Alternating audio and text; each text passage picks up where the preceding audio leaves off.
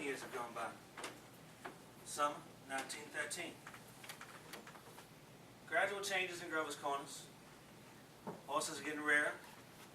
Farmers are coming into town in Fords.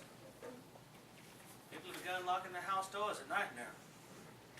Haven't been any burglars in town yet, but everybody's heard about it. You'd be surprised though. On the whole, things don't change much around here. This is certainly an important part of Grover's Corners. It's on a hilltop, a windy hilltop. Lots of sun, lots of sky, often lots of moon and stars. You come up here on a fine day, you can see range on range of hills. Awful blue they are by Lake Sunapee and Lake Winnipesaukee. And if you've got a glass, you can see the White Mountains and Mount Washington, where North Conway and Conway is. And of course, our favorite mountain, Mount Monadnock's right here. All the towns that lay around it, Jaffrey and East Jaffrey, Petersburg and Dublin, right there, way down, is Grover's Corners. And it's a beautiful spot here. Mountain laurel and lilacs. I often wonder why people want to be buried in Woodlawn or Brooklyn when they can just as easily pass the same time right here in New Hampshire.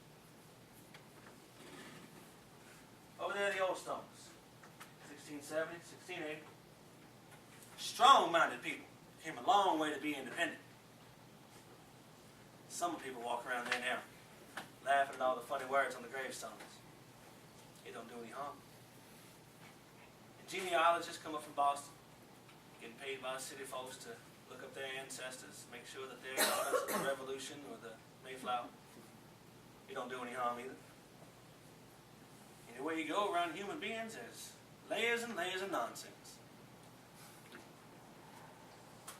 Civil War veterans over there. Iron flags on their graves. New Hampshire boys who had a mind the Union ought to be kept together, even though they've never seen more than 50 miles of it themselves. All they knew was the name, friends. The United States of America. The United States of America. And they died for it. This here is a new part of the cemetery.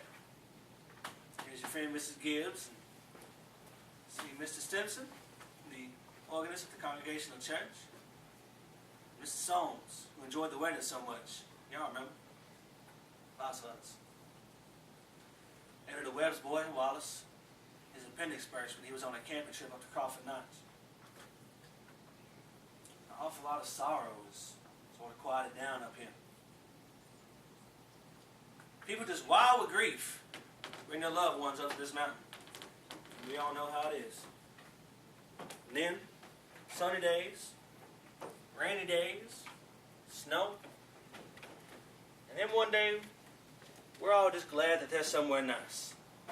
And we're coming up here ourselves when our fit's over.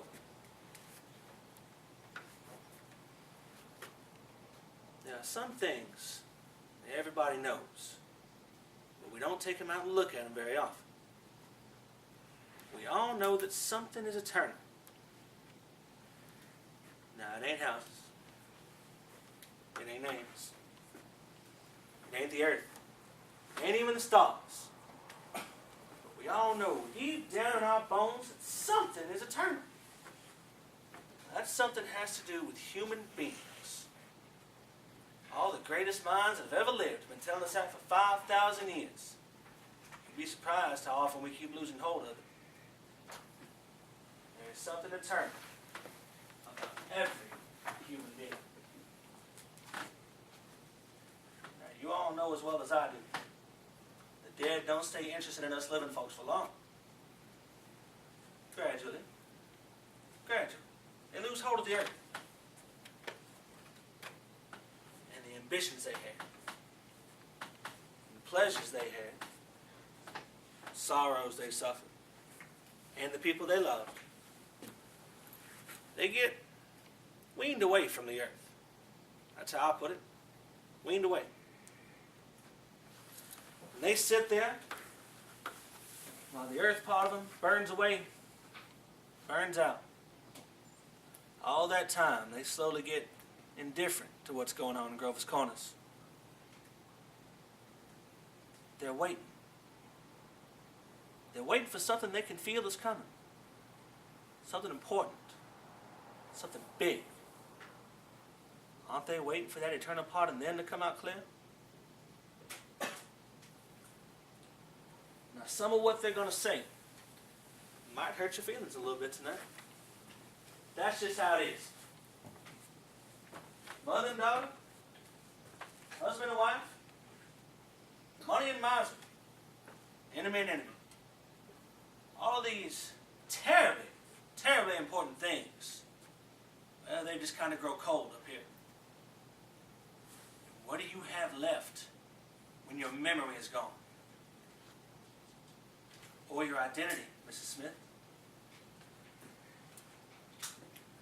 Well, there are some living people. Here comes Joe Stoddard, our caretaker, overseeing a new made grave.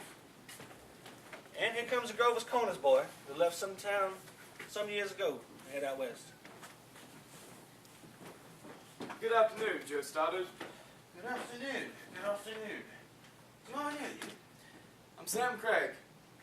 Well, gracious sakes alive. I should have known you'd be back for the funeral. Been going a long time, Sam. Yes, I've been away for over 12 years now. But I'm in business out in Buffalo now, Joe. So, I was in the East when I got the news of my cousin's death. So I thought I'd combine things a little. Come out and see the old home. You look well.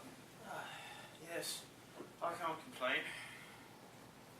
Very sad our journey today, Samuel. Yes. Yes, yes. I always say it's very sad when I have to supervise when such a young person has to leave. They should be here any minute. I had to come early, you know.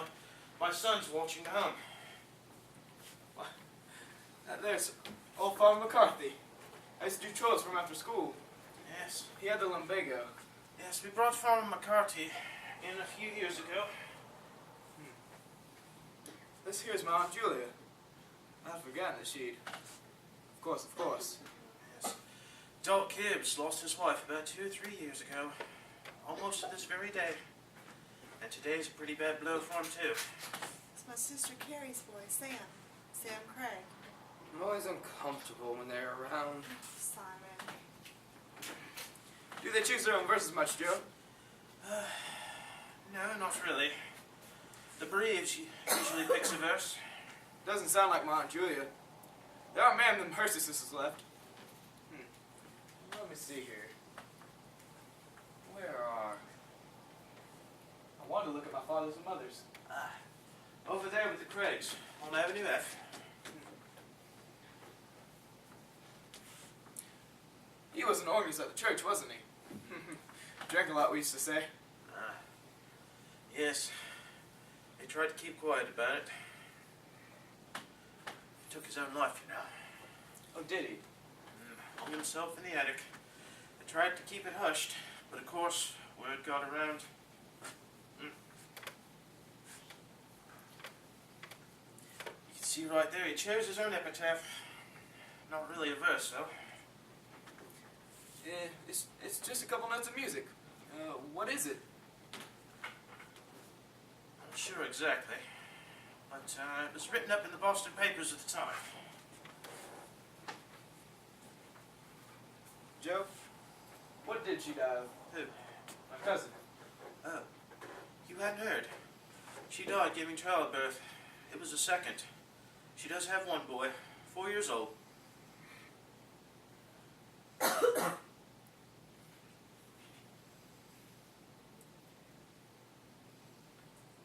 I think I hear him coming down that aisle over there. Yes, here they come now. Excuse me.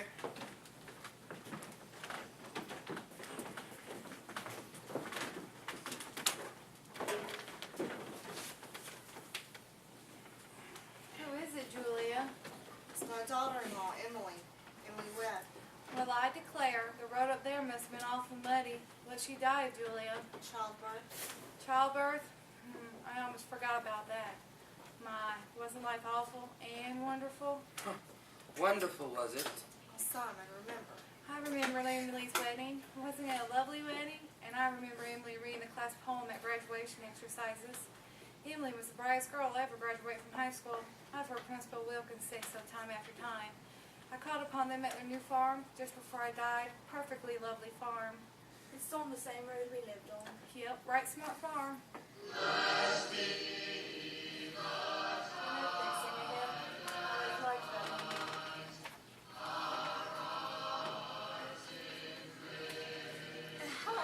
Hello, Emily. Hello, Wally. Hello, Mother Gibbs. Strange to say, the way goes.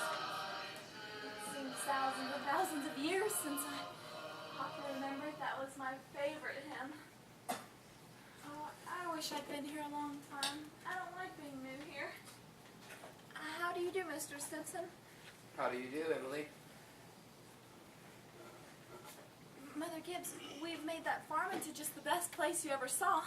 We thought of you all the time. We wanted to show you the new barn and the great long cement drinking fountain for the stock. We bought that out of the money you left us. Did? Yes, don't you remember the legacy you left us? Why, it was over $350. Yes. Well, you see that there's this patent device on the fountain so that it never overflows. And it never sinks below a certain mark they have there. Oh, it's fine.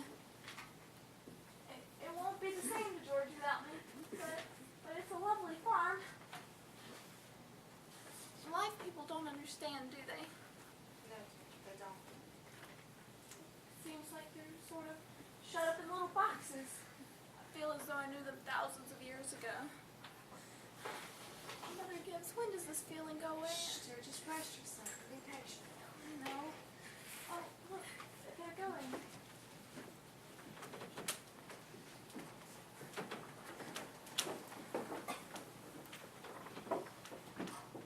Mother Gibbs, look. Father Gibbs is bringing some of my flowers to you. Oh, he looks just like George, doesn't he?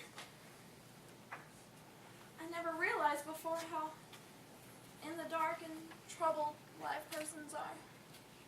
I loved him so. From morning till night, that's all they are. Troubled. A little cooler than it was. Yes, that rain's cooled it up a little. Those northeast winds always do the same thing, don't they? But Mother Gibbs, one can go back into living. Why, I feel it. I know it. Just for a moment, I was thinking about the farm, and I had my baby on my lap just as plain as day. Yes, dear, of course you can. One can go back into living again? Why not? All I can say is, Emily, don't. But it's true, isn't it? I can go back and live all those days over again? Yes, some have tried, but they all come back here. Don't do it, Emily. Emily, don't. It's not what you think it'd be. But I won't live over a sad day. I'll choose a happy one. I'll choose the day that I first knew that I loved George. Why should that be painful? You not only live it, but you watch yourself living it. Yes. And while you do that, you see what they never seen. You see the future. You know everything that's going to happen afterward. But is that painful? Why? It's not the only reason you shouldn't do it, Emily. When you've been here longer, you'll see our life here is to forget about that. And to think about what lies ahead. And to be ready for what lies ahead. When you've been here longer, you'll understand. But how can I ever forget that life? It's all I know. It's all I had. Oh, Emily, it isn't wise. It really isn't. But it's a thing I must know for myself. I'll choose a happy day anyway. No.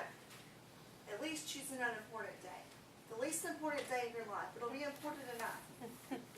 Well, then it can't be since I was married, or since the baby was born. I can choose a birthday at least, can't I? I choose my 12th birthday. All right. February 11th, 1899. It's Tuesday. Do you You want any particular time of day? I want the whole day. Then we'll begin at dawn. It had been snowing for several days. And the workmen had just begun clearing the roads. The sun's coming up now. Oh, it's Main Street. And Mr. Morgan's drugstore before he changed it. Oh, and look, the livery stable. Yes. It's 1899. This is 14 years ago. This is the town I knew as a little girl. And look, the old white fence that used to be around our house. I loved it so. Are they inside? Yes. Your mother will be coming downstairs shortly to make breakfast. Will she? And you remember your father had been away for several days. He came back on the early morning train. No. He had been away to make a speech at his old college in western New York, Clinton. Oh, look, there's Howie Newsom. And there's our police officer. But he's dead. He died. Morning, Bessie. Morning, Bill. Morning, Howie. Just called out to rescue a party. Darn near froze to death out there in Polish Town. Got drunk and passed out in the snowdrifts. Poor fella thought he was in bed when I shook him. Look, there's Joe Crowell. Morning, Miss Warren. Morning, Howie. Morning, Joe.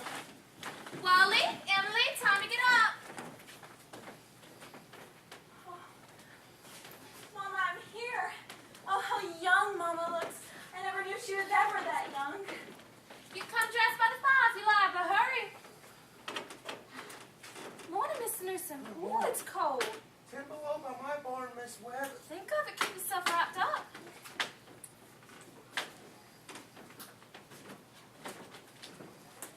Mama, I can't find my blue hair ribbon anywhere. Just open your eyes, dear, that's all. I laid it out special for you. Over on the dresser there. There's a snake that bite you. Yes. Yes.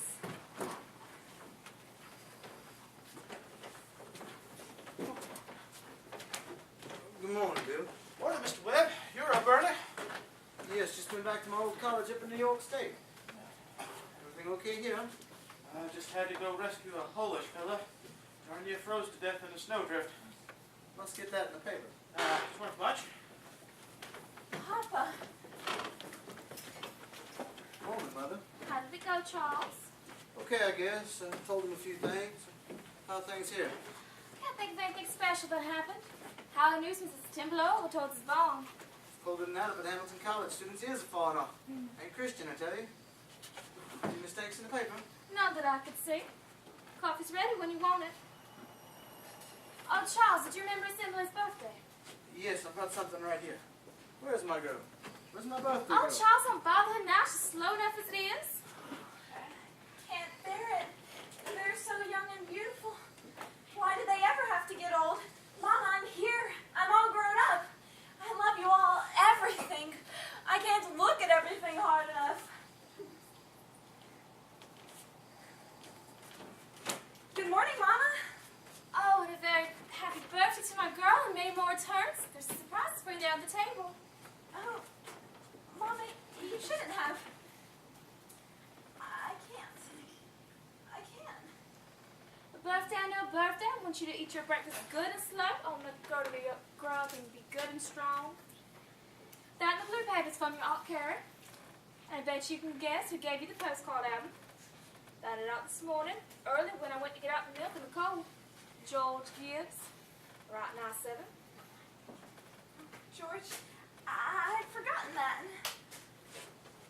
Chew that bacon good and slow. It'll keep you warm on a cold winter day.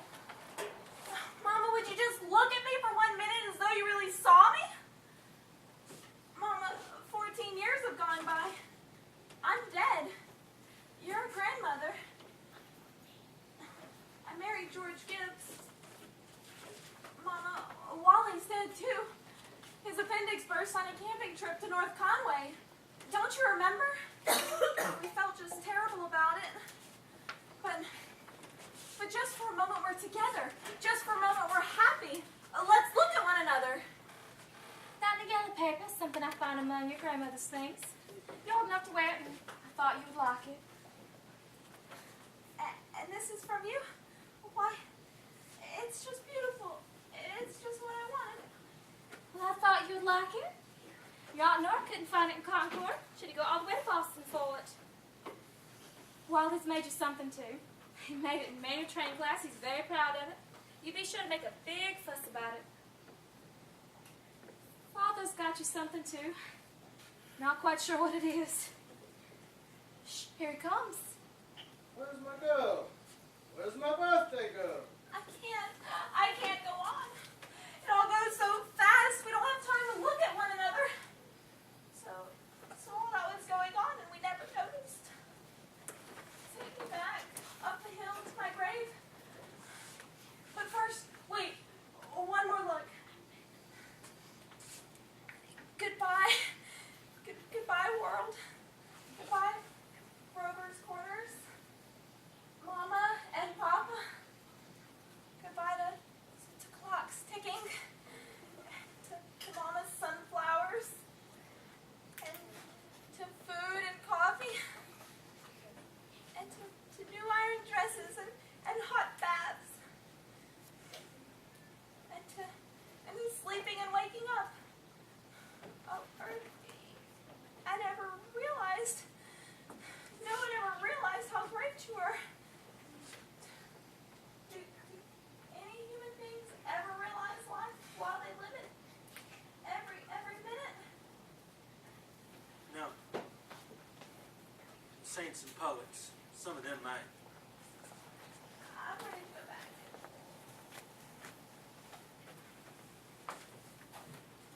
Were you happy? No, that's all human beings are. Just blind people. Look, it's clearing up. The stars are coming out. Oh, Mr. Stimson, I should have listened to them. Yes, now you know. Now you know. That's what it was to be alive. To move about in a cloud of ignorance. To go up and down trampling on the feelings of those about you. To spend and waste time as if you had 1,000,000 years. To always be at the mercy of one self-centered passion or another. Now you know. That's the happy existence you wanted to go back to. Ignorance and blindness. That's not the whole truth, son. You know it. And when you look at that star, forget its name. My son Joel was a sailor, knew 'em all. He'd sit on the port Indians and call them by name. Yes, sir, wonderful. A star's mighty good company. Yes, it is. Here comes one of them now. Goodness, 'tisn't any time for one of them to be here. Mother Gibbs, it's George. Shh, dear, just rest yourself. But it's George. My son Joel, who knew the stars, used to say it took millions of years for that speck of light to get to the earth. Don't seem like a body could believe it, but that's what he said. Millions of years. Goodness sakes, 'tisn't any way for one to behave. He ought to be home. Mother Gibbs, live people don't understand, do they? No, they don't. Most everybody's asleep in Grover's Corners. There are a few lights on. At the depot, Shorty Hawkins just watched the Albany train go by. At the livery stable, somebody's sitting up late and talking. It is clear enough. There are the stars doing their old crisscross journeys in the sky. Scholars haven't settled the matter yet. They seem to think that there are no living beings up there.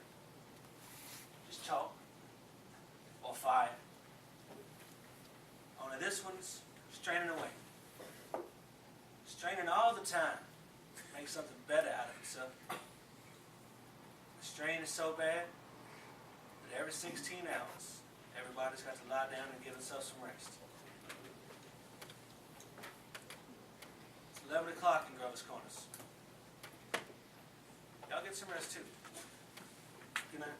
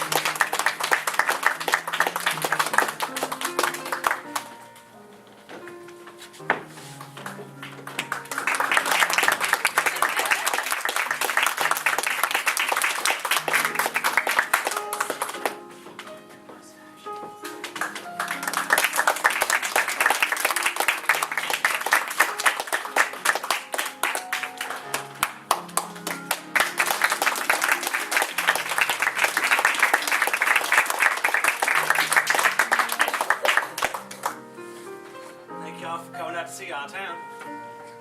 Come in. Thanks all for coming